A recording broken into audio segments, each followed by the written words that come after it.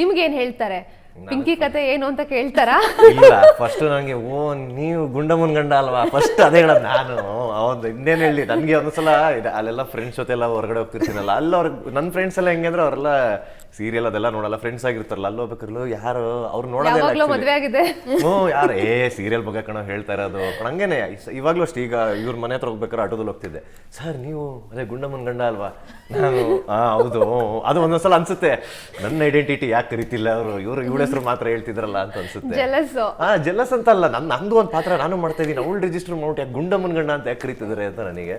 But ಖುಷಿ ಆಗುತ್ತೆ. ಅಂದ್ರೆ ಇವಾಗ ಅದೇ ಹೇಳ್ತಿರೋದು, ಈಗ ಇವಳು ಹೇಳೋದಲ್ಲ, ಸೋಷಿಯಲ್ ಮೀಡಿಯಾ ಇವಾಗ ಪ್ಲಾಟ್ಫಾರ್ಮಲ್ಲಿ ಕಮೆಂಟ್ಸ್ ಅಂತ ಬರುತ್ತಲ್ಲ, ಆ ಕಮೆಂಟ್ಸ್ನ ಇಟ್ಕೊಂಡು ನಮ್ಮ ಮನೆ ಪೋಷನ್ ಕತೆನ ತುಂಬಾ ಮಾಡಿದ್ದಾರೆ. ಆಕ್ಚುಲಿ ಜನ ಏನ್ ಕೇಳ್ತಿದ್ದಾರೆ, ಇದು ನಮ್ಮ ಮನೆದ ಅಂತಲ್ಲ, ನಮ್ಮ ಹೋಲ್ ಸೀರಿಯಲ್ ಅಲ್ಲಿ ಯಾರ್ಯಾರ ಮನೆ ಪೋಷನ್ ಬರುತ್ತೆ ಅವ್ರದ್ದೆಲ್ಲ ಕಮೆಂಟ್ಸ್ ಮೂಲಕ ಜನ ಏನ್ ಇಷ್ಟಪಡ್ತಿದ್ದಾರೆ ಎಲ್ಲ ಫುಲ್ ಡಿಸ್ಕಸ್ ಮಾಡಿ ಅದ್ರ ಬಗ್ಗೆನೇ ಕತೆ ಮಾಡ್ತಿದ್ದಾರೆ ಆಕ್ಚುಲಿ. ಅಂದ್ರೆ ಜನಕ್ಕೆ ಏನ್ ಬೇಕು ಅನ್ನೋದು.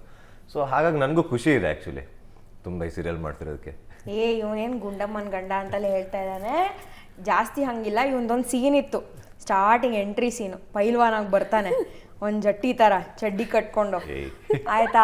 ಅದಾದ್ಮೇಲೆ ಇವನಿಗೆ ಸಿಕ್ಕಿರೋಷ್ಟು ಅಟ್ರಾಕ್ಷನು, ಇವನಿಗೆ ಸಿಕ್ಕಿರೋಷ್ಟು ರೆಸ್ಪಾನ್ಸ್ ಇನ್ನು ಯಾರಿಗೂ ಸಿಕ್ಕಿಲ್ಲ.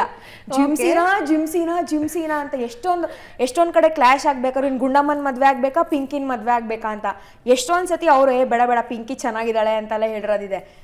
ಇವಂದೇ ಆದ ಐಡೆಂಟಿಟಿ ಪಕ್ಕಾ ಇದೆ. ಇವಾಗ ಒಂದು ಸ್ವಲ್ಪ ಈ ಈಕ್ವೇಷನ್ ಹಿಂಗೆ ನಡೀತಿರೋದ್ರಿಂದ ಅಷ್ಟೇ.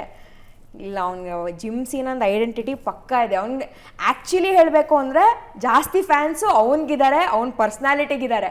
ಅವನೊಂದು ಡಾಲರ್ ಹಾಕ್ತಾನೆ ಜಿಮ್ಸಿನೊಂದೊಂದು $1 ಅದಕ್ಕೇನೆ ಎಷ್ಟು ಜನ ಫ್ಯಾನ್ಸ್ ಇದ್ದಾರೆ.